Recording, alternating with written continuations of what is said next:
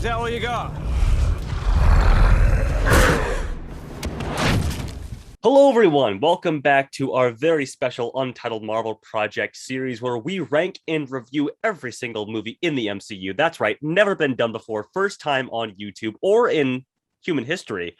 If you want to see more groundbreaking content, subscribe to Backlog Banter and give this video a like because, like I said, this is the first time this has ever been done. You gotta get on the ground floor, guys. Exactly. This is crazy.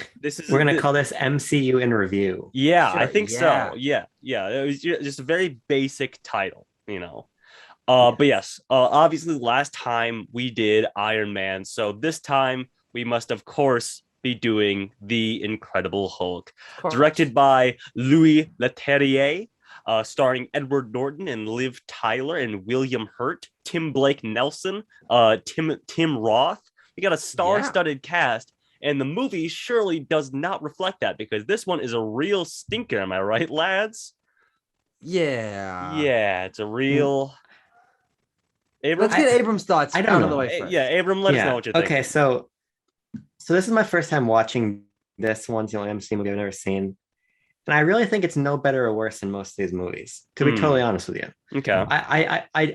I'll be very curious to hear what your criticisms are because frankly, it seems like another origin story that has some fairly compelling action sequences and some fairly underwritten characters. And that seems about par for the course for a lot of the movies in the MCU, to be honest with you. I enjoyed it. I forgot it as it's one of the movies where I was forgetting it as I was watching it, but I feel like that's not especially uncommon in this genre. It was a fun and pretty flowery action blockbuster. Okay. Let's break down that very first point because I'm genuinely very curious. What are the compelling action sequences in this film? Because I think the largest criticism of this film is the lack of creativity on the whole. It is generic military stuff, generic sciencey stuff, and then poor CGI, poorly implemented CGI. Well, I'm very curious which ones stick out to you. Well, obviously, to get it out of the way first, the Abomination and Hulk clusterfuck at the end of the movie is the archetype for just awful third act CGI battles. So I'll put that out there. But I think that the entire opening sequence in Brazil is pretty inventive. I think they do a really nice job obscuring Ed Norton as Hulk in almost.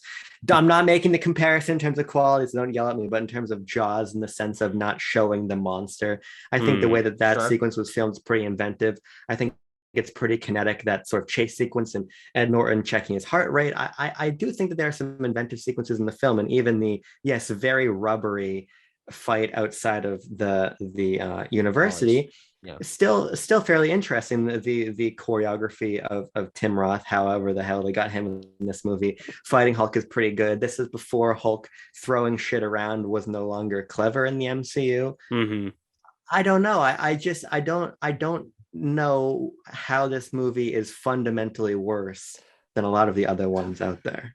We got a lot of stuff to talk about. I think, well, first of all, it's starting where you started there, Abram, with the chase sequence. I very much disagree with the interpretation of Bruce Banner in this film. Bruce Banner is famously a science guy. He's Dr. Bruce Banner. But in this film, he's cool. He's a little bit schmunky. He's weaselly. He's our cool parkour martial arts. It's 2008, and that's what an action hero is. That's who our Bruce Banner is in this. On top of the fact that he is completely devoid of any leading man charisma. You know, we juxtapose him with Robert Downey Jr. in the previous film, and it is a 10-0 comparison right there. I think Edward Norton's performance in this might be the worst MCU performance, at least in my opinion.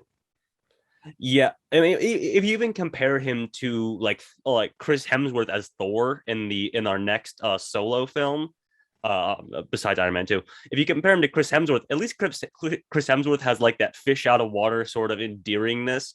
Edward Norton brings absolutely zero things to the table as Bruce Banner, and that extends, of course. Well, to his Edward Norton cast, is giving which is all just zero note characters. None of these characters have any particular personality. They all fill the barest possible archetypes of action action movie characters, and there's no chemistry between any of the characters in this entire cast. Tim Blake Nelson is the only one with like a smidgen of personality, and I do like William Hurt as Thunderbolt Ross. He's got a commanding presence. I think his character gets better in the later films that he shows up in, but man, I really do think Edward Norton brings this movie down like 2 whole points in my opinion. Sure. Abram, what were you gonna say? Well, I mean, Edward Norton just isn't given anything to do. I think the biggest problem with this movie is its script, because, I mean, you can't be a man with charisma or even a stoic hero if basically everything in your movie happens to you. Yeah. He has, for being this kind of guy on the run, I think there's like a throwaway line about him being on the run for 5 years or something. Mhm. You see very little of that, right? A lot of this movie, of course, you know, when he's Hulk, he's not really himself. I get it, but Ed Norton as Bruce Banner is mostly there to motivate the plot, right? And ultimately, I just think, like, what are we comparing it to here? We're not on quest for the bestest, right? When I think of this movie, I think about, yeah, sure, some of these action sequences are cut to shit. It's like I'm watching Jason Bourne, but it came out in 2008 and Jason Bourne was popular in that era. It's absolutely a product of its time, for sure. But ultimately, if I were to look at Iron Man and say that it's not, you know, it's not Infinity War in terms of its action sequences, the CGI action sequences, well, that's not really one-to-one. And sure, he doesn't have the charisma, but ultimately, I'm not necessarily here for a great script. I think that a lot of the lore elements of who the Hulk is are presented in pretty interesting ways here. And the film does move along at a completely fine pace. I totally agree that Ed Norton is poor, but I don't think it's Ed Norton's fault. I think it's the fault of the script that feels very stock standard comic book. It's funny you say that, because Ed Norton had a hand in writing the script. He wrote his own version of the script. He did. Well, it's sort of an entire mess how this film came to be. I read a little bit of the Wikipedia article for this. Ed Norton wrote his own script, which had some Bruce Banner characterization elements. And then somebody else wrote another script. And then those two got in a fight over whose script to use. And they got the Screenwriters Guild of America involved. And so the movie decided to use neither of their scripts and got a third party to write a script for this film, which is the one that was used. So that's a whole that might play into your issues with the script of this film, Abram, is that it was just a clusterfuck of who wrote this film. But yeah, the script is actually, I think, my biggest problem with this film, because you can excuse some of the relatively poor CGI, you can excuse some of the tropiness, but when it comes down to it, none of the characters are saying anything interesting in any scene that they're in. They're using big brain science and military words to be like, oh no, you know, it's military stuff. You wouldn't understand. We gotta keep moving. We gotta keep this chugging along.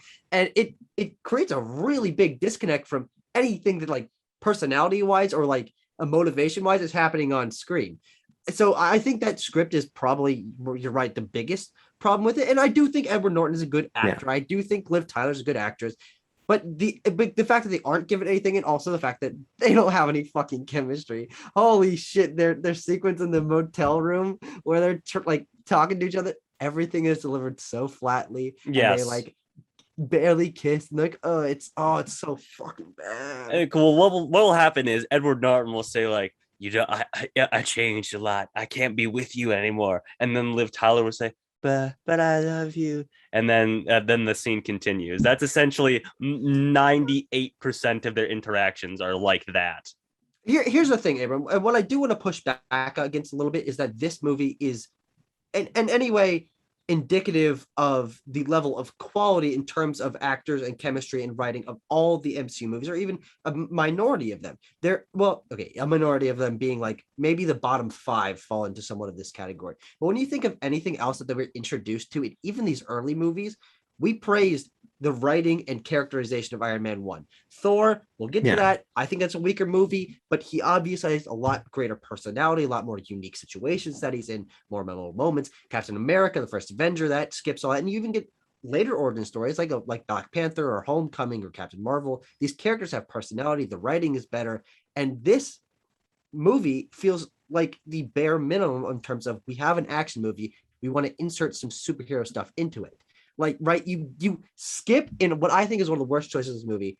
You skip Bruce Banner becoming the Hulk in a really terribly edited opening credit sequence where it's like lasers going everywhere, matrix code, and it's so grungy and so unsettling and so obnoxious that it takes away one of the most interesting parts of the Hulk's character is seeing him be Bruce Banner before, having this happen to him. How does he react to it? All that. You skip all of that, and it feels like nothing is set up properly, right? You see the origin stories of all these other characters in the MCU, and this is the one that they skipped because, like, okay, I guess we know Hulk's origin story, but Edward Norton as Hulk, as Bruce Banner, doesn't have anything to build off of because he's just an action guy. You don't see that pain and suffering of having gone through that because the actor didn't have that experience of knowing that part of the script and acting out those sequences and things like that. Mm-hmm. Part of the reason that I also dislike this film, it's what Tucker alluded to with that opening montage, is the creative team.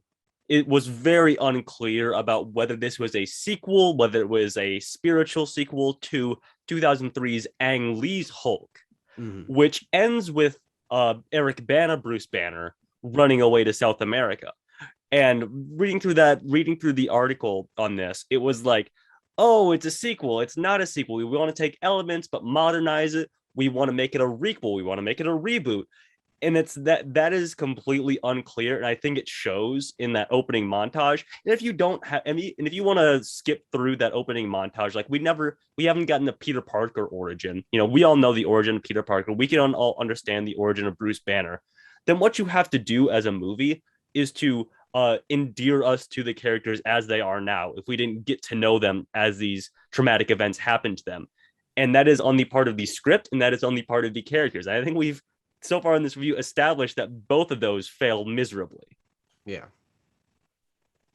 I mean, I don't know. Okay. I just think this movie is very flat. Sure. Yes. I suppose. I have a hard time looking at this film and viewing it as being anything offensive to the character or to the material or to the MCU, really, because it's totally serviceable. I think that it feels interesting to return to this era, right, and get back into mid 2000s action tropes. And I think that there's something compelling about applying that to the superhero format in a way that we didn't really get, right? I think go watch the Raimi trilogy. Go watch the early X-Men movies. Go watch any of the better Phase 1 movies. Yeah, but do those feel anything like a Jason Bourne or anything like that? No, I think that this movie does, from a filmmaking perspective, have a different flavor to it than a lot of the other things we get.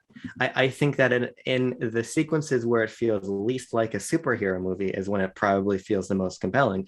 And I would push back a little bit on the idea of the side characters, because I think they definitely give a lot more than Ed Norton gives. I think Liv Tyler actually gives a lot and adds a lot of heart to the movie that Ed Norton just either refused to give or wasn't written the opportunity to give. Yeah. Sure. And Tim Roth, I think seeing him in a role like this is novel, and I think that is part of the appeal of these movies, right? And having him there as Abomination is fun. I just don't necessarily see why this movie is considered as poor as it is. And we're talking in our Discord about it, join our Discord, and there are a lot of people saying, yeah, it's not that bad. It's just kind of boring, or it's kind of whatever. And for me, ultimately, seeing the sort of interesting elements of the Hulk and seeing him get the vaccine pumped into him and seeing some fun action sequences here and having that more grounded Bourne-esque flavor for under 2 hours is just about what I expected of this movie, and it's about what I got. Sure. Okay, so I think we delve into our big main issues there up top. Do you guys want to talk about, like, Abram brought up Tim Roth. I think we could maybe talk about the plot of this film a little bit. I would love you to try. Okay. So, I mean, I don't really know where to start. Having him in Brazil is, like I said, a continuation of 2003's Hulk. And, you know, on face value, it is interesting. You know, he's being hunted down by S.H.I.E.L.D. Supposedly, we hear their name a couple times thrown in here. But ultimately, this film doesn't seem like it has like a climax. Like you said, Abram, it feels very flat all the way through. I do actually like the inclusion of Tim Roth as Abomination, as this guy who's, you know, he's past his prime, but he gets the opportunity to get injected with the super soldier serum. I don't think they give him enough time. And thank God that he's going to come back in She-Hulk and also Sure. Shang-Chi, even though I think it's only CGI Abomination and not actually Tim Roth in that movie. Huh. But Tim Roth is actually reprising his role in She-Hulk, which is very exciting. Yeah. And I mean, I don't know. I don't know what else to say about the plot of this, I think quite honestly. I think the problem is that the plot is exactly what I was complaining about earlier, is so focused on that sort of big brain military science jargon, really generic military and tech and science stuff, that it keeps you moving along at a clip that is really disjointing. Scenes just go bam, bam, bam, bam. You're hopping around because Bruce Banner's on the run, but it doesn't feel like there's anything to ground it. You're not connected to the one character that you're following through all of this. So when you hop from sequence to sequence or cut between groups of people, it doesn't feel like there's any flow at all. And it makes most of the sequences in this film incredibly unmemorable, because you're not like, okay, oh, this is why he went there. No, he went there because he was running. Like, he's going everywhere because he's running. And there's no real drive for the character. He has no particular his goal is to not be Hulk. And then that just sort of ebbs and flows in terms of how dedicated he is to getting where he wants to be and stuff. And then you throw in Tim Blake Nelson at the end, which is admittedly a pretty interesting concept of this other guy who's trying to help him not become the Hulk, which I think is also only mediocrely done at best. Which that's the best thing I can say about any plot point in this movie. I think it's really, really sad. Sure. I don't know. I think the plot for me works because it brings us from concept to concept in a way that doesn't feel over encumbered. I think it's pretty simple, the way that he's on the run to try to not become the Hulk anymore, and we reach there, and then he has the realization that, actually, you know what, maybe I need the Hulk, maybe these people need the Hulk, right? And you can say that a lot of these moments end up falling flat, but I think that while I have never found the Hulk an especially compelling character in the comics of his that I have read, I do think that moments like Betty and the Hulk are interesting concepts, and I do think that there is some nice moments here of him saving her jumping up on the table when he's trying to transform, and there is, I do think, a better idea of the Hulk kind of being humanized. And the idea of the contention between him being humanized or weaponized, I think that plays out a little bit better, in my opinion, than giving it credit for. But I do agree that there is this kind of weird, like, storm cloud of the military always right behind him in a way that kind of cuts or undercuts the tension in interesting ways when he is on the run, right? And kind of makes it feel uneven in that respect. But I do think that it does set up good moments, having when they all storm the building and they capture him, right? I think, again, it's very tropey, it's very familiar, but I think for a 2008 blockbuster, that's about what I expected it to be. Again, when we get to my score at the end of this movie, it's not like I'm about to give this a 9. Right? Yeah, sure. But I think that it does succeed at being a pretty solid superhero movie. Sure. Not a remarkable one, and we're going to get into the remarkable ones. We did one of them last week. Yeah. But it hits the beats, and I think it attempts to have a little bit more to say about who the Hulk is than I expected it to, and because of that, I was a little bit more compelled than I thought I was going to be. Sure. There was a few things I wanted to bring up. Oh yeah. Who the hell's Stanley? They throw him in as like this classic character that everyone knows. Who? Huh? I think that's one of the problems of this movie. He's very indicative of that, is that there is no setup for these characters. So when he's going back and reuniting with people he knew, even if it's his apparently long-term girlfriend, which we know from the context of the comics, there's no context for anything. He knocks on this guy's door and you're like, who the fuck is he talking to? It's Stanley. It's Stanley's Pizza. Hey. And then apparently they knew each other, and their relationship is never explained. So he just ends up as a plot point. And also, oh my fucking god, Betty Ross's boyfriend. Oh, Ty Burrell, who only exists to have like 3 lines and like complicate the plot like 1 ounce more, but has too much screen time for him to be like a E-tier character. But like, he's clearly not. He doesn't do anything in the plot except for be Betty Ross's boyfriend. He is apparently Doc Samson from the comics. Yes. What? Yes. You fucking kidding me? Ty Burrell has said that he is interested in returning as Doc Samson. As a character.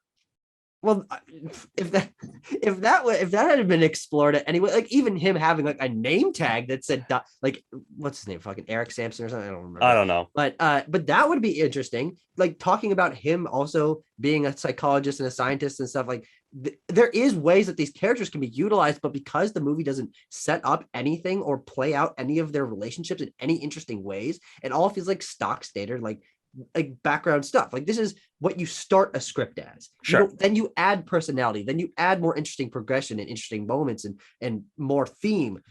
But this is just like square 1.5 for an action movie. What do you guys think about little TBN, little Tim Blake Nelson as Samuel Stearns, who got teased as the leader more than what's it been, 14 years now? 15 years. I really want to see him show back up at some point. That'd be a hilarious payoff. It's one of the dumbest setups in the entire MCU, but I would absolutely love for that to come to fruition eventually. Sure. Also, do you like Abram? Do you like that sequence where his head goes wibbly wobbly? When he has that dumb smile on his face. No. Oh God. Okay. In that same vein, we have Martin Starr appearing as a bit character in this. It has been confirmed, Kevin Feige loves confirming little bit things like this, that his like greasy pizza eating student in the college there is the same as his character as the high school teacher in Spider-Man Homecoming. That's a fun little detail. Was Feige involved in this movie? He was. It was a Marvel Studios project, but I think the reason this feels so different is because, as we talked about with the script, there's just like a bunch of hands going in this fucking cookie jar.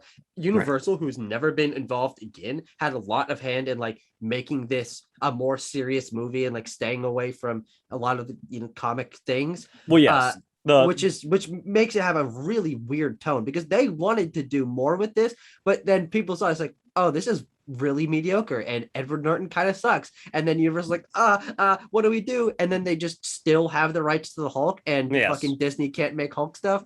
God fucking damn it. Yes. To that point, I do think go for it. One thing that I did like about Universal's inclusion is, sure, it does feel a bit more serious. And again, back to that era of filmmaking, back to that era of action espionage movies, it does make it feel interesting to return to, right? I can't say, when I go back to Iron Man 1, I say, okay, I see the nexus, a lot of these thematic ideas, right?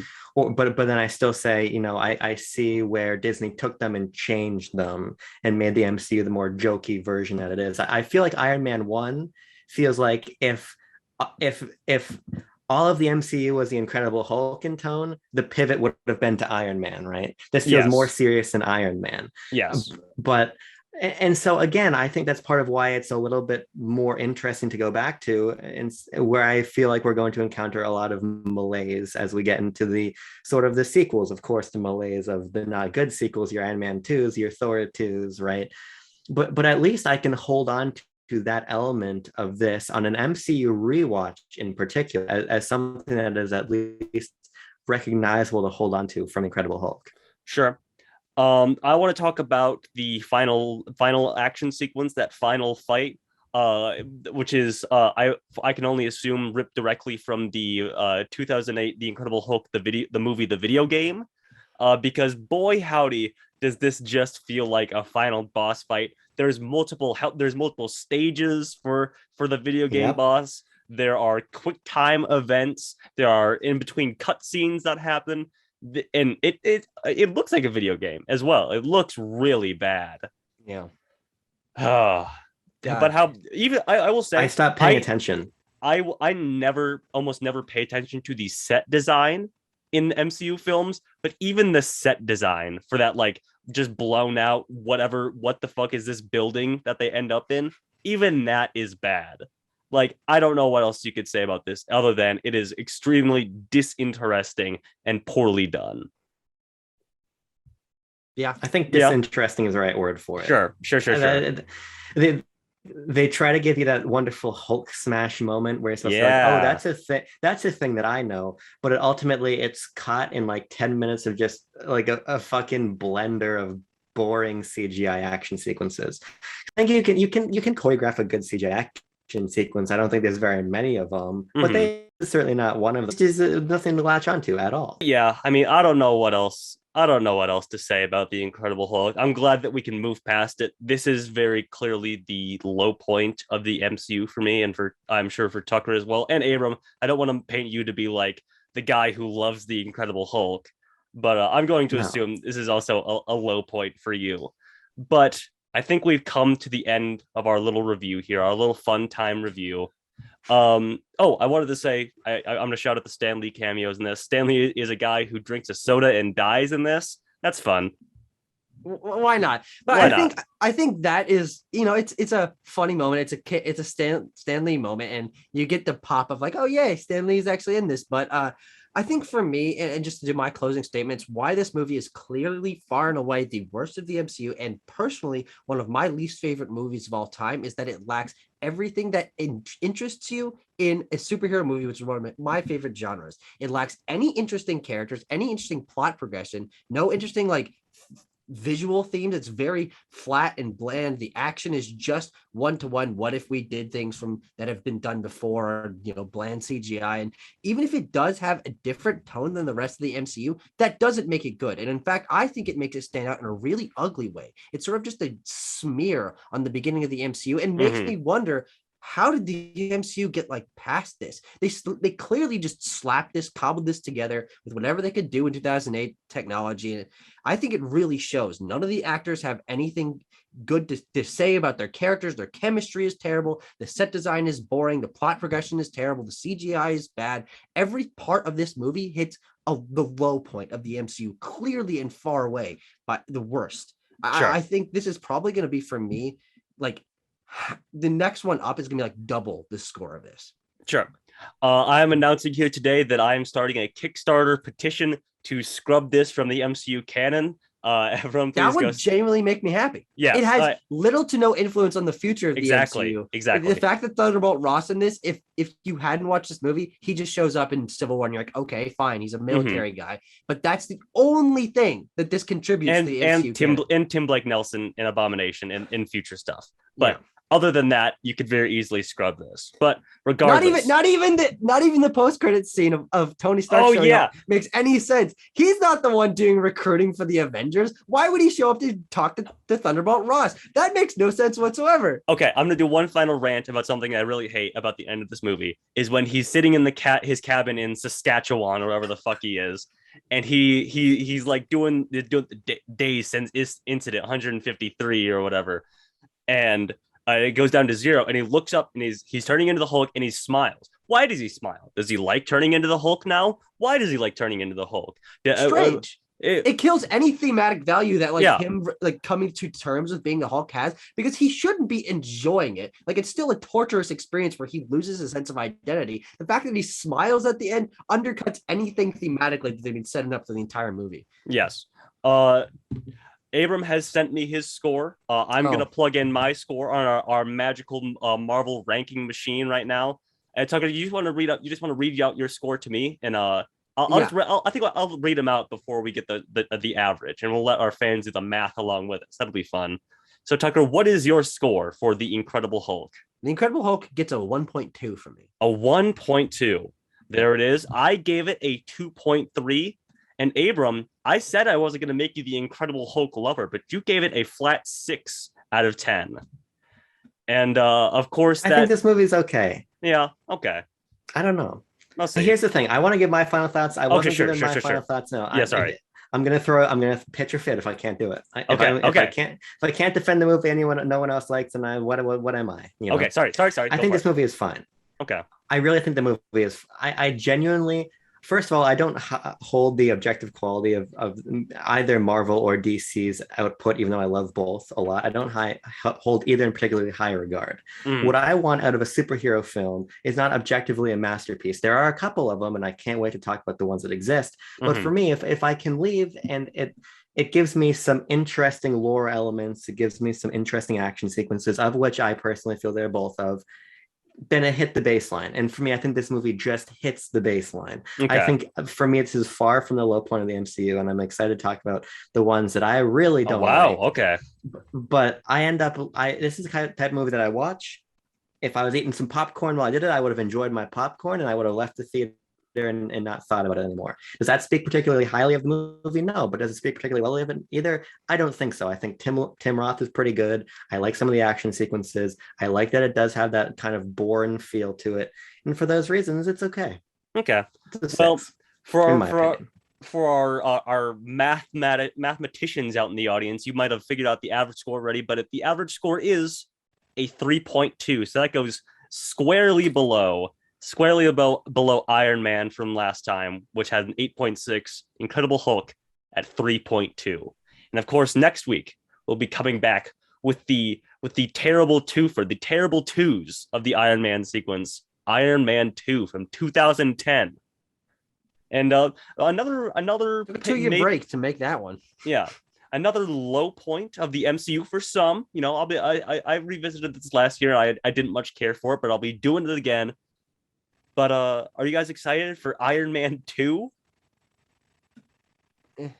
Okay. Yeah. I remember Whiplash breaking out of his jail cell with the fake potato, like the potato bomb. That's all I remember from this movie. Yes. He's at like a NASCAR track and he's got his whips. Yes, he's got his whips at the NASCAR at the F1 racing track.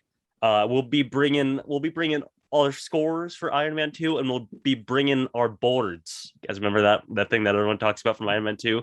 The boards. Oh, give me my board. I want my board.